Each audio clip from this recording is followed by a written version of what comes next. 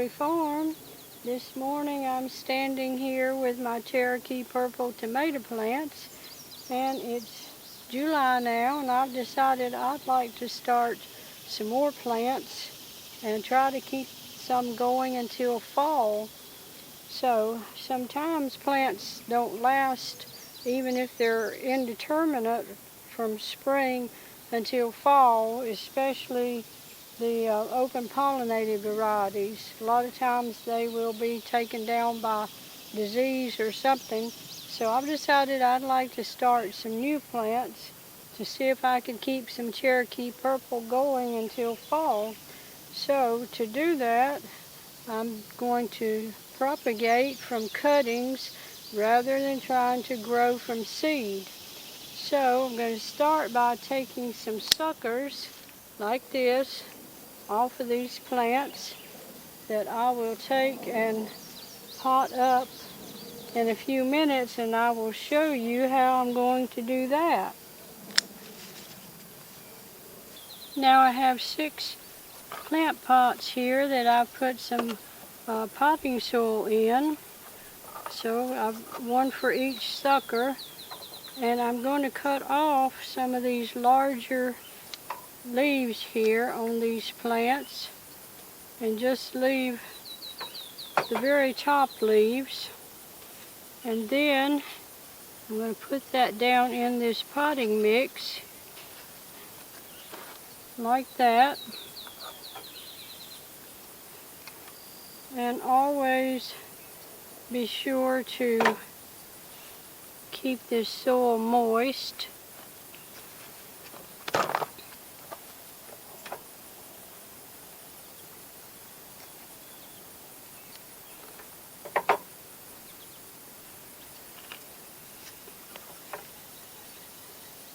I think I'll take a couple more leaves off of this one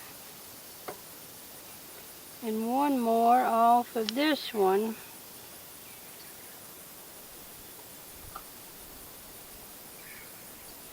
Got some kind of little bugs wanting to fly around in my face and cause problems.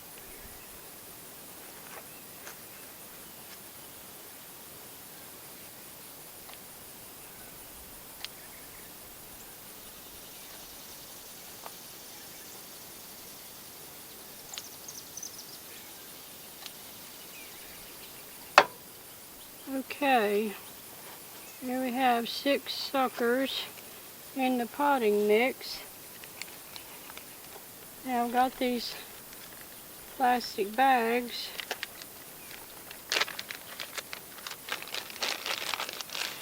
and I think they're going to work to put over these plants. The idea is to keep moisture in there, a little bit of humidity to keep the leaves from drying out until they can get rooted. I think I'm going to take a little more off the bottom of this stem. It's so long, and put it in like that.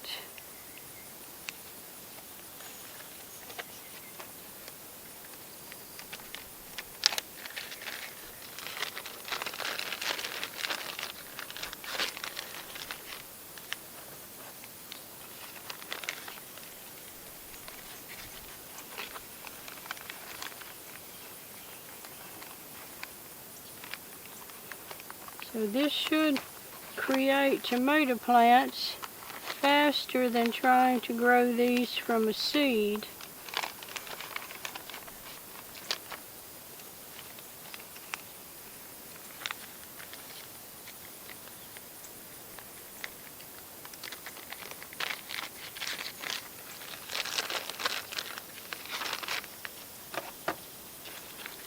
Now I will keep these in the shade until they start growing some roots, because they would not do well in the sunshine now. But I'll get these others covered with plastic, and then we'll wait for the roots to grow, and I'll come back later and show you what's happening. This is day 2. Don't see any wilting so far.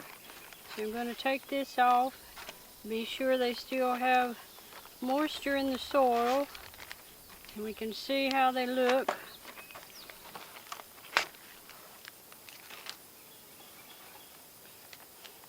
You can see the moisture that was trapped in the bag.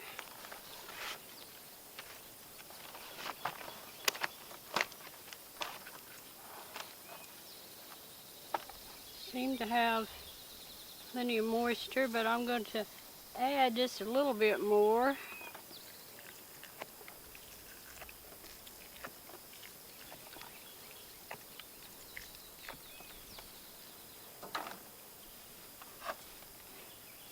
And then I'll put these bags back on here. Now this is day 6, so I'm going to uncover these and see how we're coming along now.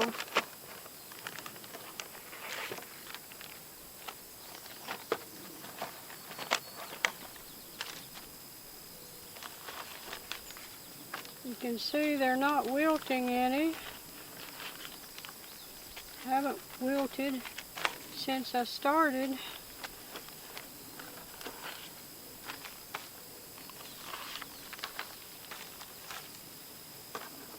I'm just going to gently pull this one out and see what's happening here.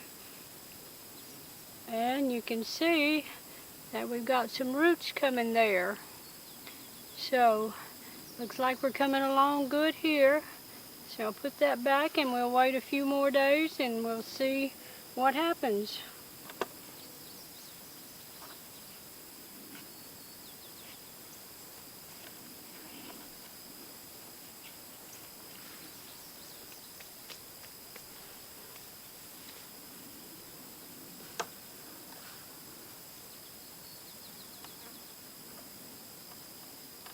That one also has roots coming on it, so it looks like we're doing okay here.